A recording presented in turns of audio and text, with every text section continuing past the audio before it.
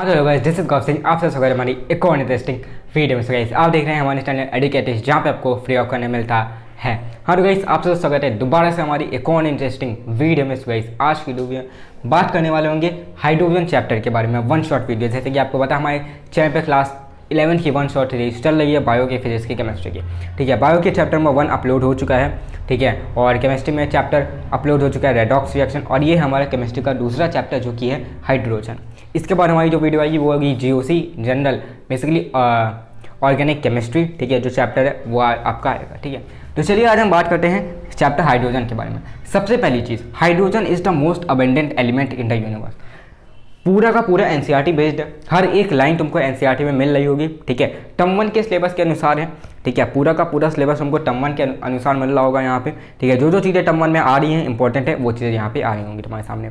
ठीक है, चलो, most abundant element in the universe is the hydrogen, हमें पता है। अब हाइड्रोजन जो है यहाँ पे देखो, पहला हमें भी पता होना चाहिए आइसोटोप्स होते हैं। आइसोटोप्स क्या होते हैं? Basically they are the same atomic number but the different atomic mass. ठीक है, एटॉमिक नंबर तो सेम है, हाइड्रोजन का एटॉमिक नंबर क्या है? 1 है, लेकिन एटॉमिक मास जो है वो डिफरेंट हो सकता है। तो बेसिकली हाइड्रोजन के 3 आइसोटोप्स होते हैं, एक होता है protium, deuterium and tritium, means 1 1, 1 2 and 1 3। अब ड्यूटेरियम जो है इसको हम हैवी हाइड्रोजन भी कह सकते हैं। It is also known as heavy hydrogen, ये एनसीईआरटी में तुमको दिया हुआ है। ठीक है, तो ये एमसीक्यू में पूछा भी जा सकता है, that which is known as the heavy hydrogen, protium, deuterium, tritium, none of this. तो हम क्या करेंगे? ड्यूटेरियम। ठीक है, ठीक, ओके। फिर हमारा यहाँ पे आता है वाटर गैस, कि वाटर गैस क्या होती है। ठीक है, तो बेसिकली वाटर गैस क्या होती है? Mixture of hydrogen and CO2। जो भी CO2 और हाइड्रोजन को जब हम मिक्स करते हैं तो उससे हमें क्या मिलती है? वाटर गैस मिलती है, जिसे हम आज की डेट में सिंथेसिस गैस भी कहते हैं, या हम सिन गैस कहते हैं। ठीक है, अब process of producing this from coal, इसको हम कोल से बनाते हैं, लेकिन इस प्रोड्यूसिंग कोल को, मीन्स हम जो इसको बना रहे होते हैं, इसका प्रोसेस जो होता है इसको प्रोड्यूस करने के लिए कोल से, उसको हम क्या कहते हैं? वो होता है gasification. Process for producing the coal, process for producing syngas from the coal is gasification. ठीक है, ओके। फिर यहाँ पे फिजिकल प्रॉपर्टीज और केमिकल प्रॉपर्टीज है तुम्हारी हाइड्रोजन की। फिजिकल प्रॉपर्टी है that it is colourless, tasteless and odourless. कोई टेस्ट नहीं है, कोई कलर नहीं है, कोई ओडर नहीं है। ठीक है, केमिकल प्रॉपर्टी क्या है कि it forms DHH bond by dissociation enthalpy. ठीक है, डिसोसिएशन एंथैल्पी की मदद से ये HH बॉन्ड बना लेता है, मीन सिंगल बॉन्ड बना लेता है। ठीक है, समझ आ गया। अब यहाँ पे कुछ हाइड्रोजन के यूजेस हैं जो कि हम पढ़ लेते हैं। पहला, it is used as a rocket fuel है, जो कि हमें पता है कॉमन है। दूसरा, it is used in manufacturing of the nitric acid. Nitric acid में भी हम किसका यूज़ करते हैं? हाइड्रोजन यूज़ करते हैं। और तुमको इससे ज़्यादा जानना है तो तुम एनसीईआरटी के पेज नंबर 287 और 288 पे जा सकते हो, वहाँ पे सारे यूजेस तुमको हाइड्रोजन के दिए हुए हैं। ठीक है, ये समझ आ गया। अब हम बढ़ते हैं सेकंड टाइप पे। यहाँ पे सेकंड जो heading, main heading, second important topic जो हाइड्रोजन चैप्टर में आता है वो हमारा हाइड्राइड्स। ठीक है, तो यहाँ पे फिर बात आती है तुम्हारी हाइड्राइड्स की। सेकंड इंपॉर्टेंट टॉपिक जो है इस चैप्टर से वो है हाइड्राइड्स। हाइड्राइड होते क्या है? हाइड्राइड्स बेसिकली वो होते हैं जब भी हाइड्रोजन गैस, ठीक है, नोबल गैस, हाइड्रोजन जो है वो नोबल गैस के साथ अपना कंपाउंड नहीं बना पाती है, तो वो जो बाइंडिंग कंपाउंड्स बचते हैं उन्हें हम कहते हैं हाइड्राइड्स। ठीक है, मीन जैसे कि नोबल गैसेस हैं कुछ, उसके साथ हाइड्रोजन कंबाइन नहीं होता है, ठीक है, बॉन्ड नहीं बताता, तो उससे हम क्या कहते हैं? तो वो बाइंडिंग कंपाउंड तब बनाता है, और उस बाइंडिंग कंपाउंड को हम कहते हैं हाइड्राइड। ठीक है, अब हाइड्राइड यहाँ पे 3 तरीके के होते हैं, एक होता है आयोनिक, एक होता है कोवलेंट और एक होता है मेटल। ठीक है, 3 तरीके के होते हैं, हमें बस ये बताना है कितने टाइप्स के होते हैं, आयोनिक, कोवलेंट एंड मेटल। अब इसके बारे में डिटेल फर्दर तुमको और डीपली जाना है तो तुम एनसीईआरटी में जा सकते हो। ठीक है, बाकी मेन चीज़ें जो तुमको मैंने पहले बताई हैं, मेन चीज़ें तुमको यहाँ पे डिस्कस हो रही होंगी वन शॉट वीडियोज़ में। ठीक है, जो कि तुम्हारे टर्म 1 के हिसाब से है। ठीक है, अब मेटल्स में देखो, ग्रुप 7, 8 और 9, ग्रुप 7, 8 और 9 जो होता है उसके मेटल्स हाइड्राइड नहीं बनाते, ये एक एक्सेप्शन है। और ग्रुप 6 का क्रोमियम जो है, ठीक है, ग्रुप 6 का क्रोमियम जो है वो भी हाइड्राइड नहीं बनाता है।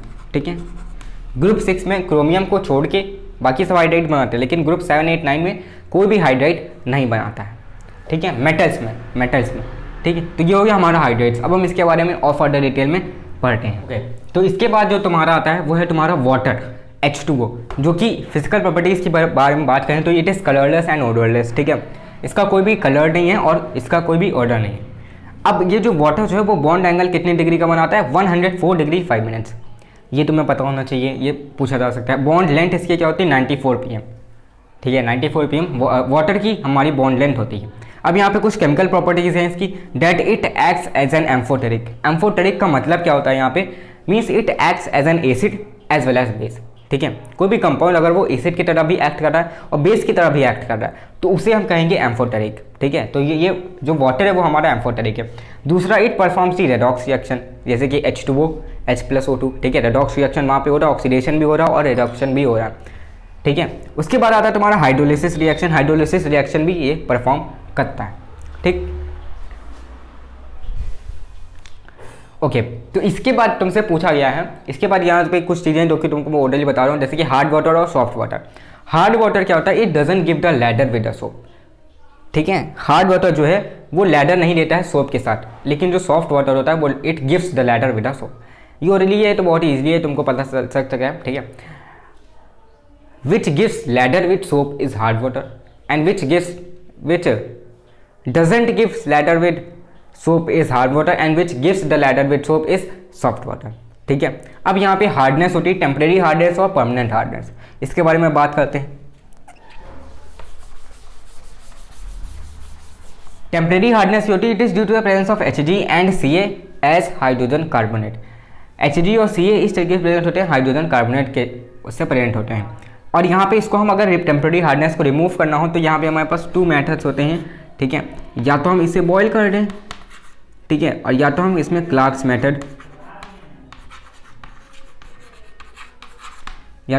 मेथड को इंट्रोड्यूस करें या तो फिर हम इसे बॉयल करें। तो ये हो गया हमारा टेम्परेरी हार्डनेस। बल salt in Hg and Ca। ठीक है, it is due to the presence of, जब भी सोल्यूशन सोल्यूबल सॉल्ट होता है हमारा Hg और Ca में, ठीक है, तो उसे हम कहते हैं परमानेंट हार्डनेस। अब इसको अगर हमें रिमूव करना हो परमानेंट हार्डनेस को, तो इसको हम 4 तरीके से रिमूव करें। काल्गन्स मेथड से इसको हटाया जा सकता है। ठीक है, या तो आयन एक्सचेंज मेथड लगाएं यहाँ पे हम,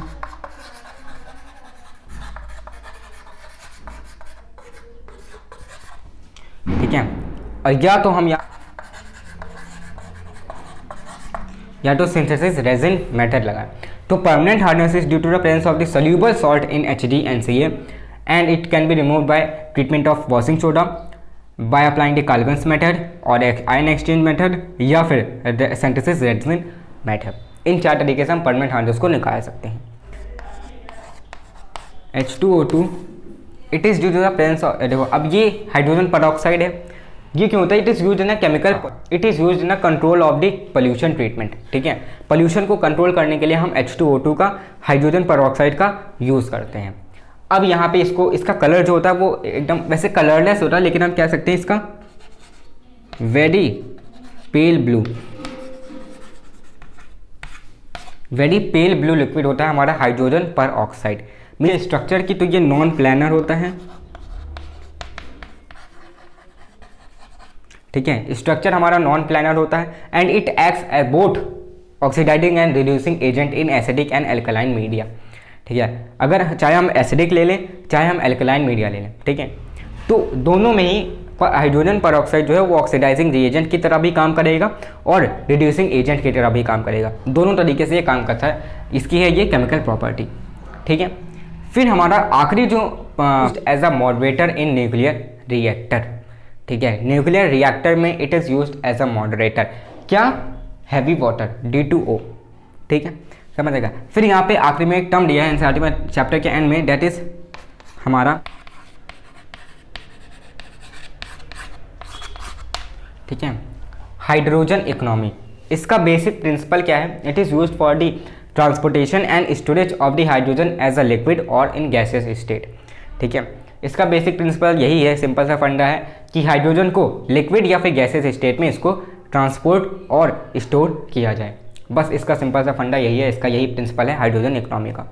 ठीक है, generation in the electric power cells. ठीक है, इलेक्ट्रिक पावर सेल में इलेक्ट्रिसिटी जनरेट करने के लिए फ्यूल सेल, हाइड्रोजन इकोनॉमी जो होती है it is used as a fuel cell for the generation of the electric power. ठीक है, तो ये था हमारा चैप्टर हाइड्रोजन वन शॉट। ठीक है, तो अगर तुमको पसंद आया हो, तुमको समझ आया तो वीडियो को लाइक कर देना, चैनल को सब्सक्राइब कर देना और बेल दबाना ना भूलना। तो बस आज के में इतना ही। ठीक है, तो बस आज के में इतना ही, मिलते हैं किसी नेक्स्ट वीडियो में। Till then bye.